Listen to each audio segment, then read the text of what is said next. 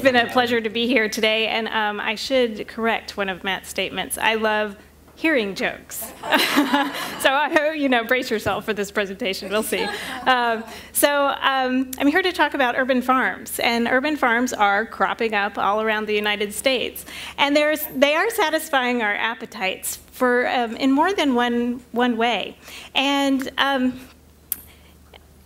what I'm going to talk about, there's so many advantages to talking about urban farms and farming in cities, but we're just going to focus on two today. I'm going to tell you a little bit about what kind of cool things are happening in the urban farm world and how it really kind of affects our community.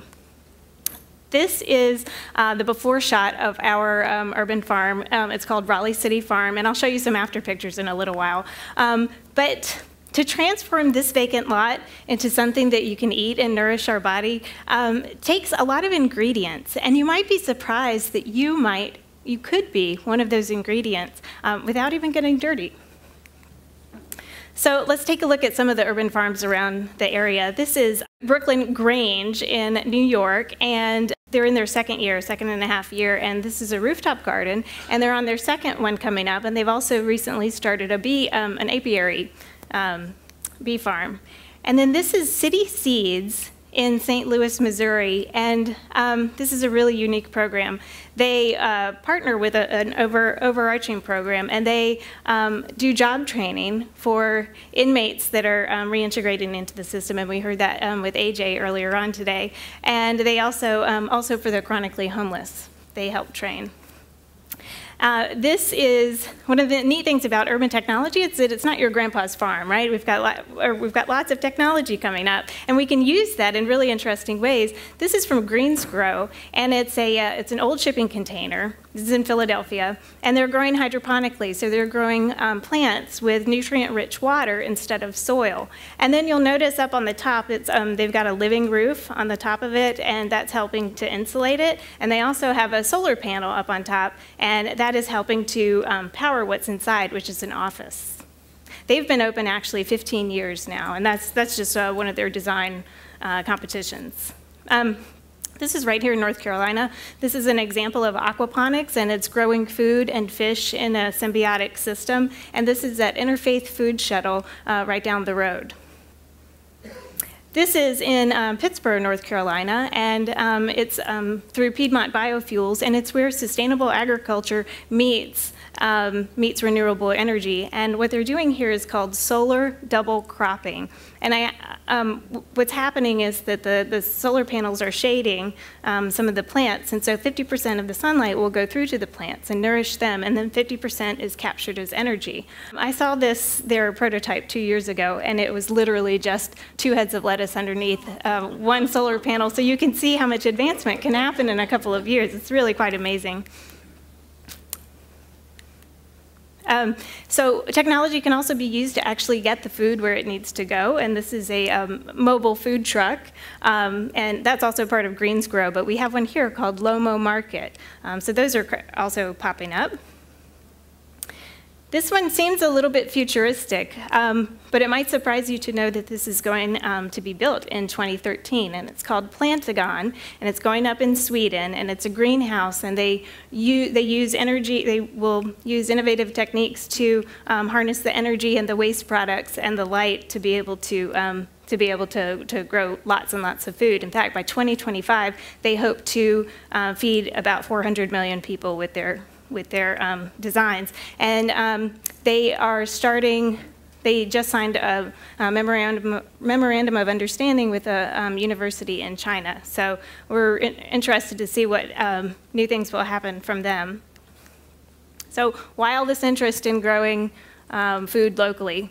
Well, there's a growing number of people who are conscious about the industrialized food system and all of its problems, right? This is an example of a typical journey your tomato might take, all the way over from California, grown, processed, distributed, finally on your plate. And in fact, the average piece of produce that you might eat from a grocery store will have traveled about 1,500 miles. So that has a lot of impact on the environment, on the nutrients of the actual vegetables. So it leaves us with tired tomatoes and tasteless tomatoes.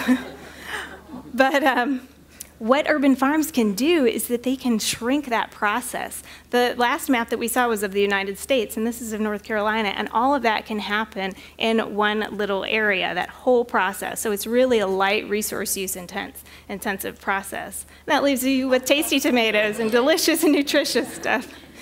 So, but really, what are the numbers telling us? Is there an actual demand for this? And the answer is yes. The U.S. Department of Agriculture recently put out some information that in the 1990s, we started with farmers markets. We had about 1,700. And then now we have about almost 8,000, 7,800 farmers markets. And then with CSAs, which are community-supported agriculture, we started in the 1990s with about 60 of them. And now we have about 3,500. And some estimates put that at about 5,000. So quite a big increase, wouldn't you say?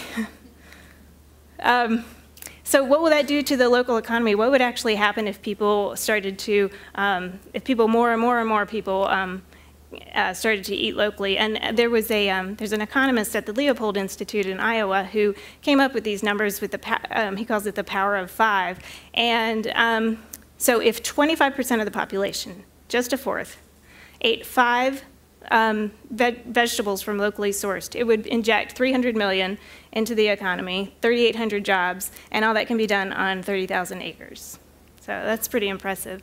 So what are we doing with our acre? This is our acre, the before shot, as I mentioned before. It's a mile down that way. It's at the corner of Franklin and Blunt. We've been open not yet 7 months. So we're still pretty new in the area. Our tagline is dig where you live, the double meaning, you know, I like that. And then our mission is to transform vacant spaces into nourishing farmland and to educate and inspire other people to do so. Let's see. So we've changed that into this summer. This was one of our harvests, and we did it by using this, the power of community. We're a nonprofit organization, and everyone is a volunteer, which is really quite inspiring. Here, these are just a couple of pictures of how we've done it, and these are NC State students, and they're helping to build our walkways with wood chips that were donated by the city of Raleigh. And these are volunteers building raised beds, and you'll notice that there's cardboard underneath, and there's the Indy Weekly there as well. And you know, we needed that for weed control, so we tweeted, "Hey, everybody, we need some cardboard," and the Indy Weekly came over and gave us recycled. It was really quite amazing and fun. And then these are some volunteers planting our first crop, and of course taking a break. And that looks like we're just kind of resting, but actually what's happening is that we're building community, and we do that every single day that we're out there when volunteers come out. This is a shot of our summer harvest. We had a couple of farm stands this summer, and we sell to the community, and then we also sell to restaurants as well. Our squash and zucchini. And then this is a shot that we just took the other day. So these are our winter crops coming up. So it's been quite exciting. As I mentioned before, we had a couple of farm stands, and we sell to local restaurants, and we had our first bike delivery by the local bike shop that is right across the street. So it's very exciting that. We've been able to give back to the community by offering affordable local produce, and it's grown without pesticides, et cetera. And then we've also been able to have some education. And with some little ones, we had some Explorers Middle School came out yesterday. That was really fun. And then we've had some community evenings on the farm. This one was a movie night about food and community. But what I've learned through this experience is that farms they're not produce, they're people. And you can see these are some of our volunteers that have come out and keep coming out and keep coming out. And the thing is, you don't have to know anything about farming to be a part of the local food movement. We've got people who are attorneys donating their time, graphic designers, horticulture students, business students, people that want to mail stuff for us. They're a part of the local food movement. And to me, that is one of the most inspiring things. And I think that you get that through urban farms. I mean, the reason that we're able to do that is because of our location. As I mentioned, we're on the corner of Franklin and Blunt, and about 15,000 people go by there. And our actual location is just amazing. If you stand in the middle of the farm and look across the street, there's a university. They gave us some storage at the beginning before we had any storage. They also come and mow our lawn. The partnerships are just amazing, and their students will come out and learn from us as well. On the other side, you've got a senior center. They collect materials for us. They're some of our customers. We've been known to go over there and play bingo. We have our meeting space over there, and they also provide refrigeration. And then behind us, we've got some restaurants that we sell to, and the bike shop, as I mentioned, to do the bike deliveries. And then within that, just an amazing community that comes and supports us the whole way. It's really quite astounding, and honestly, I know that sometimes the farm is just a farm, right? Okay, I know that. But sometimes when you're standing in the middle of that farm and you know how much energy that people have put into it, and you know how much passion that people have, and that they can, oh, I can give an hour a month or whatever. When you know how much people care about urban farm and the food system, that's the alchemy, that's the magic that's happening, and it's happening all over the place. Last bit I want to tell you about is this empty strip mall.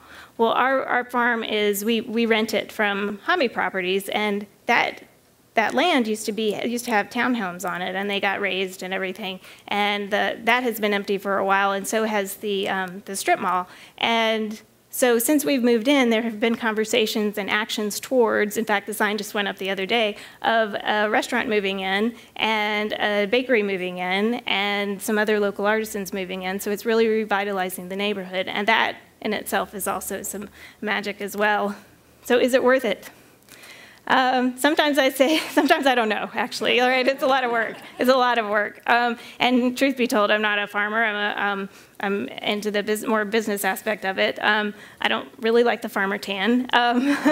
And you get bit by the bug. So it is hard work. But actually, this happened 2 weeks ago. A mom and her teenage daughter were walking through the farm on their way home, and I was hot and tired, and I didn't want to do it, but I did it anyway. I engaged with them and gave them a tour. And as I was talking to the mom, the teenager was over here, and I just happened to look over, and she was bent down and she was picking a pepper. And as soon as the pepper popped off of the plant, her face just opened up, and she said, "I never picked anything out of the ground before." And at that moment, knowing that our experiences will be just multiplied and multiplied and multiplied from that.